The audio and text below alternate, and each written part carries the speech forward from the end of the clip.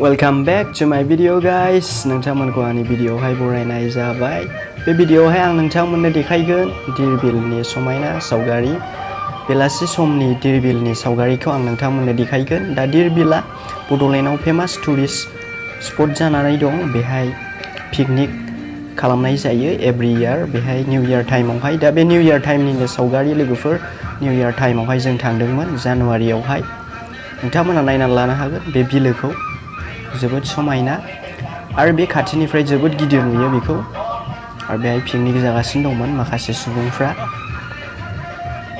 आरो बेनि साखाथि फाखाथि थानाय हाजोफोरखौबो नोंथांमोना नायनानै लानो हागोन। बेलासि समाव आरो बांसिन समायना नुयो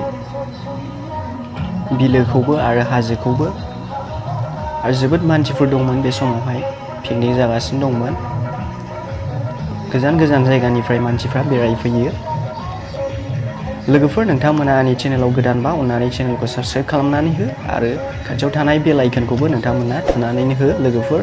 आरो नोंथांमोना भिडिअसखौ लाइक आरो शेयार खालामनो दाबाव जाहाथे नोंथांमोना आंनि गोदान गोदान भिडिअसफोरखौबो नुनो मोनो आरो आंबो मटिभेसन मोनलाङो। स' लोगोफोर नोंथांमोना सिनारिखौ नायदो। बे बेलासिनि सिनारिखौ जोबजासिम नायनानै नोंथांमोना एन्जय खालामदो भिडिअखौ।